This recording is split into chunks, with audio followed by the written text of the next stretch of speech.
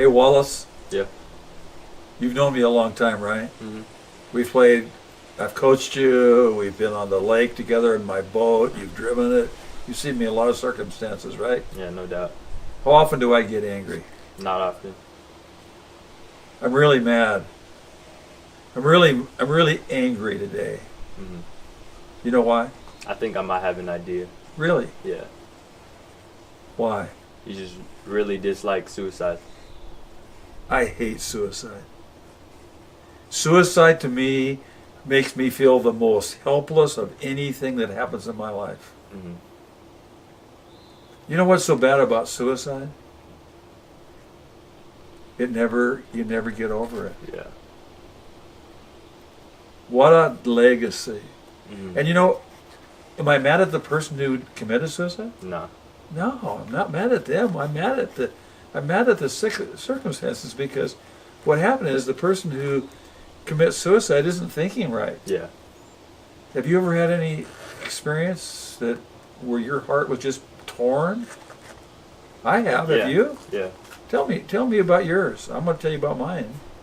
So, with my upbringing and, I had a lot of experiences where I felt like there was a problem that I was faced with, and I wasn't really quite sure if there was a way that this problem was going to disappear. Like, I kind of felt like that problem was just always going to be there, and it's like something that I'm not ever going to get over with, so it was really tough. Really? Yeah. So you had somebody that you really loved and admired kill themselves?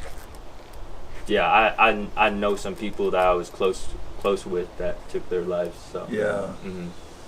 You know what's really tragic about suicide, and for those that watch this video, I want them to get this.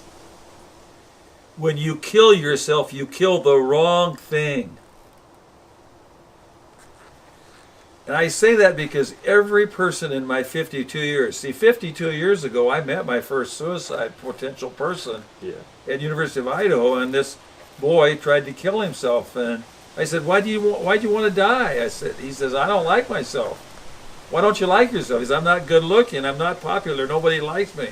The reality was, it was true. Nobody liked him because he didn't make friends. And I said, you want to live? And he said, not really. And that was my first time. And then the next time came when I became a professional marriage counselor. And I want to make it really clear.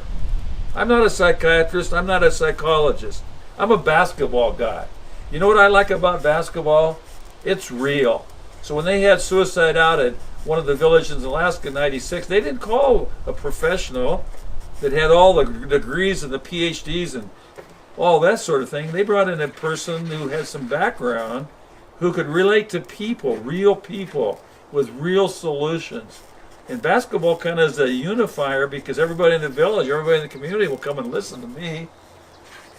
But at 29 years of age, I went into marriage and family counseling with the principle that show me an area of your life where you're having success, and I'll show you where you are following a proven biblical principle.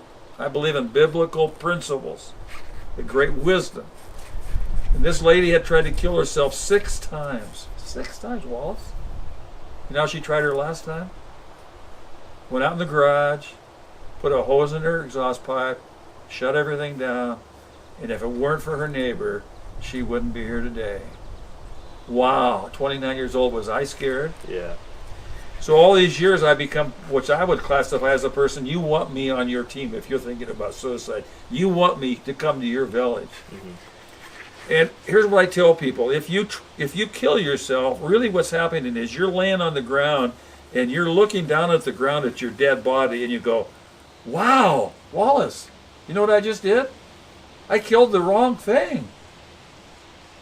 I wanted to kill my spirit. I wanted to kill my soul, but I killed this body that my soul and spirit live in. Mm-hmm.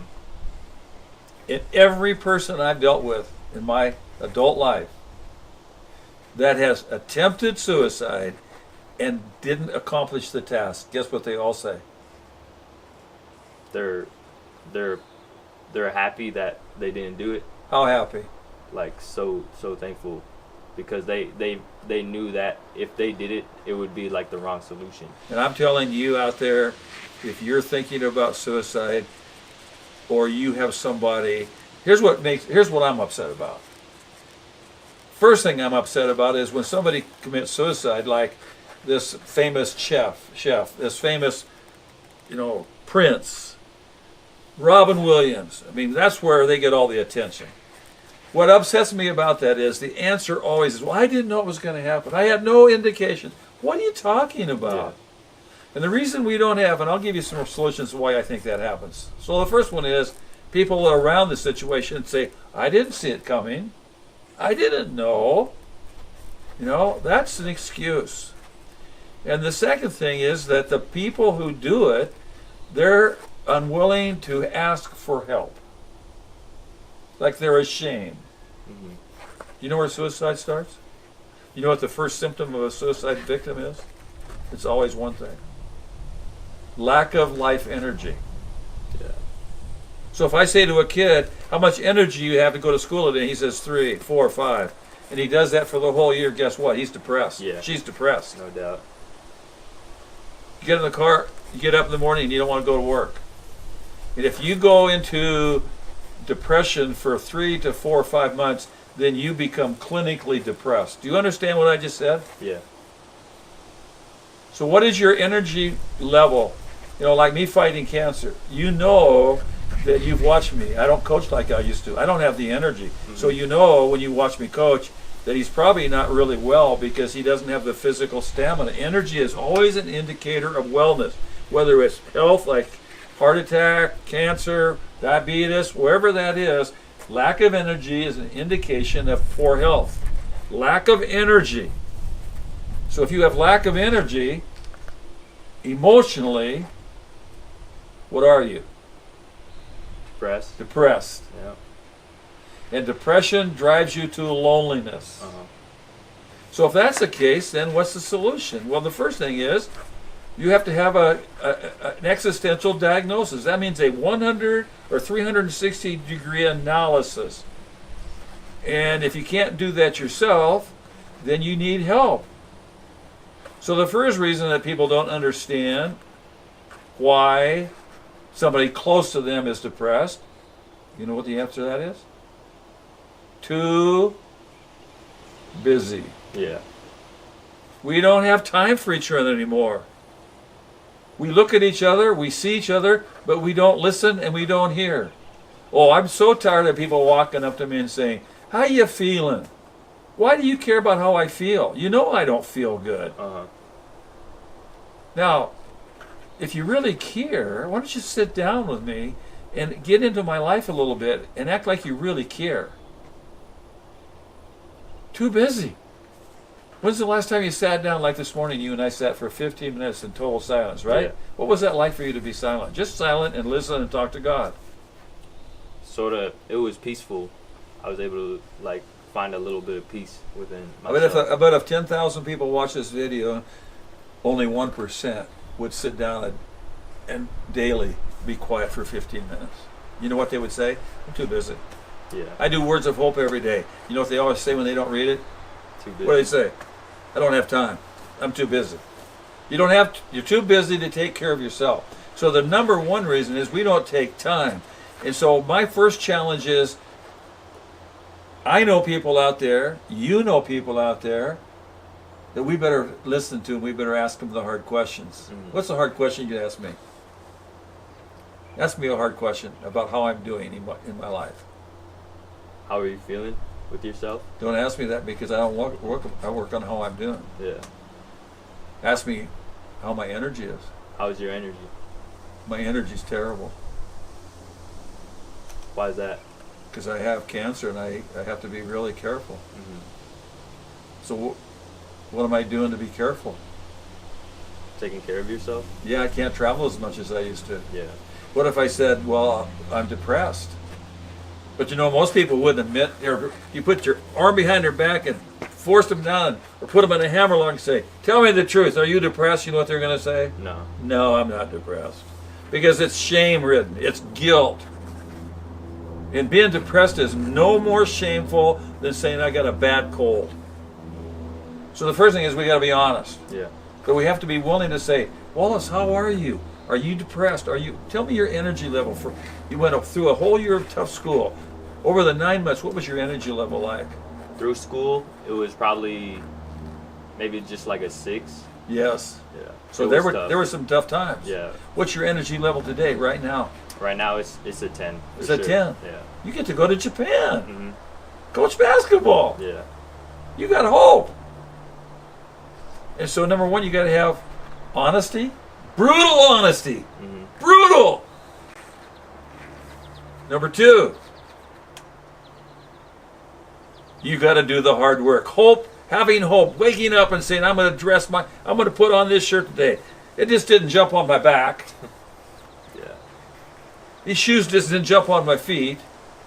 And a fight factor. They say when you fight cancer, the number one thing you can never do is quit. Mm-hmm. So, we've got a lot of solutions, and this video is not the time to do it.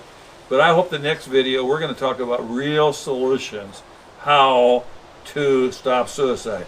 Work on our energy. Mm-hmm. Do what we have to do to wake up and get some energy. Number two, if we don't have energy, go find out where you can get it. Yeah. So that might mean I've got to go to a doctor and get on mild. Now I'm going to tell you one thing about you go to a doctor. You better get on the mildest medication possible. These guys, I had one lady was on 32 different pills because she was going to 3 different doctors. That was a long time ago. But we had to work for about 6 months to get her down to 2 pills instead of 32. And some of these people, a lot of athletes have an injury and they get into Oxycontin and those kinds of things, and pretty soon they're addicted. So you go into a depressant, I want the lowest possible dose to get the job done. Mm-hmm. And I'm going to get off it when I know that I'm advised to get off it. So that's number one. Number two is I'm going to go cry for help. Help me. Yeah. Help me. And number no three. Shame in asking for help. Pardon? No shame in asking for help. Can you catch a whale by yourself? Nope. What do you need? You need other people with you. You can't make it by yourself. See, once somebody strikes a whale, once the whale is struck, they get on the CB and call for everybody else to come and help catch the whale, tow the whale home. Okay, there's a guy out there right now, a friend in Alaska, native Alaska kid. He's thinking about suicide. Look in the camera and tell him, what are you going to tell him? Just gotta ask for help. I mean, that's like the only way. It's no shame in asking for help. It's your life. You gotta take control of it. So just reach out and ask for help. So. You know how I helped save that woman's life that tried to kill herself 6 times? She had no reason to live except one. You got to find one reason, one tiny. It's not a great big chain of life. She had one little tiny thread, and I found that thread, and I said, if you kill yourself, that child will have to live the rest of her life knowing her mommy killed herself. Do you want to leave that legacy out there? If you're out there and you're listening and you're discouraged, you're depressed, you got to go get help. If you're a person who has health right now, you have got to take a look at all your relationships. Who can you go and help not kill themselves? Had a call one time and I drove 2 hours in my car to get there as fast as I could that day, and I sat down with that man and I said, are you suicidal? And we're going to get you help right now. I hate suicide. It is a brutal killer. It's a silent stalker. It sneaks up on you and it grabs you and it takes you down before you can even blink. So I hope this video has meant something to you, and I hope you'll send it to many people. That's the only way. You got to talk it, you got to face it, and you got to take it on head on, just like a ship captain in a storm. You go into the storm and you take it on. Just like I take cancer on. Cancer can't kill me. Cancer can't take my joy. And I'm going to guarantee you, suicide can't beat you, and you should never let it beat you. Suicide is a permanent solution to a temporary problem. You gotta have faith that God has a plan for your life. The reason why people commit suicide is because they have doubt, right? They have doubt that their problem isn't going to get better. But so the Bible says you can have faith as small as a mustard seed and you can move mountains, right? You got to have zero doubt in your heart that this problem is going to get better. Always have faith. Faith is believing that a door is gonna open for you, and with where a door isn't even there. So just have faith. Always believe that God has a plan for you and your life, and it's gonna get better. It always gets better.